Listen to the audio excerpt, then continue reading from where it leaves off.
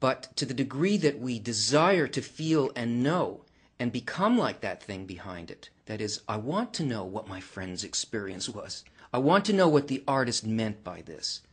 I want to feel the message that is really intended in this.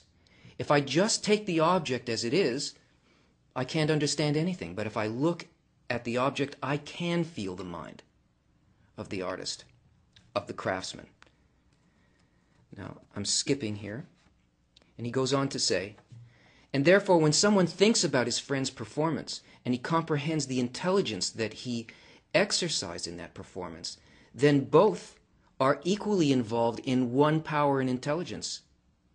They are now, in fact, unified like a man who chances upon his beloved friend in the market and embraces and kisses him, and to draw them apart is impossible on account of the great bond between them.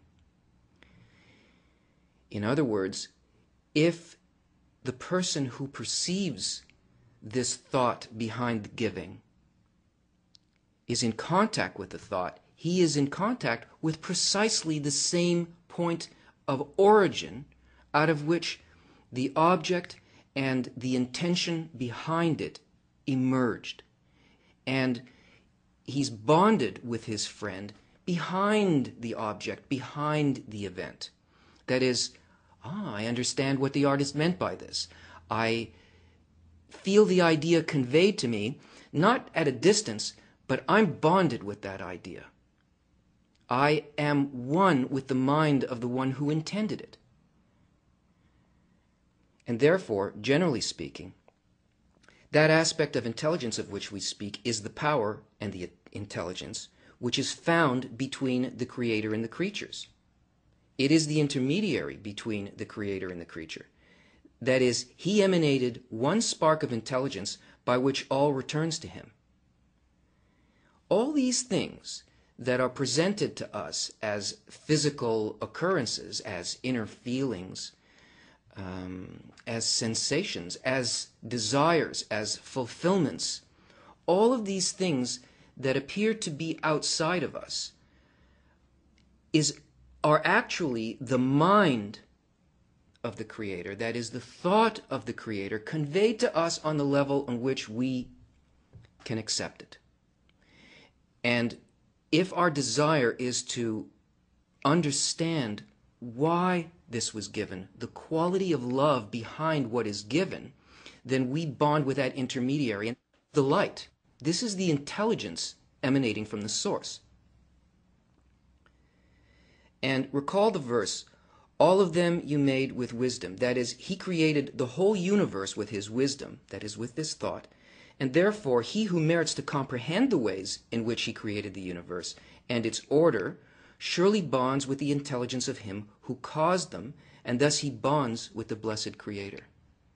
The acts of the Creator are not the physical things.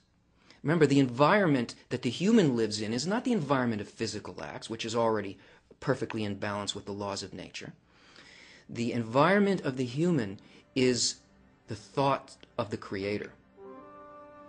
And this is what a person can connect with. They can connect with the cause. And the bonding with it is simply to enter into the same thought and the same intention.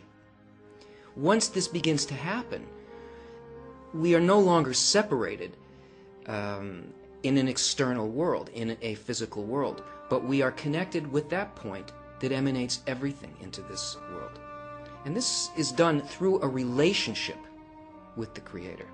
It's like a relationship with a lover, with a beloved, in the sense that when you love somebody, you want them to know who you are. You write them little notes. You show them what you enjoy. You express your thought to them so that the bonding with your beloved will be on the level not simply of the physical, but beyond that, in the intangible place that we feel as love. So these constant events that evolve in our lives are like notes of love, a beckoning on the part of the Creator to come to Him. And our desire to respond to that call is likewise from a a place and a feeling to want to know our beloved in that way. And this is the secret of the Torah. It is that all the creations of the Creator that appertain to or can be comprehended by the creatures, that means everything that was created, every single expression that exists in creation is only the expression of the Creator and is aimed specifically at this call to the creature. It's all accessible to the creature. Every single bit of it is supposed to be known by the creature. In other words, the worlds were created for man. And with this, we understand why the Creator showed us the tool of His craft. Are we in need to create worlds? Rather, from what we said above, it is clear that the Creator showed us His orders so that we would know how to bond with Him, which is the fulfillment of to bond with His attributes. Why does an artist show us his work?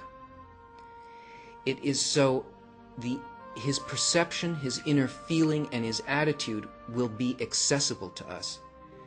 And though right now we don't understand how worlds are created, through the connection with the thought of the Creator, we can rise to know all of His laws, all of the ways in which everything that we see before us comes about. That is, why it's there, for what purpose it's there. And this reciprocal sensation of thought and intention is the way in which the law of equivalence of form is expressed on the human level. It's the balance between the inner desire to know, to be filled with pleasure, and the actual pleasure that exists, the only pleasure that exists, which is the knowledge of the thought of the Creator. And this system is built perfectly to create the desire that will allow a person to come into this balance. Join us again.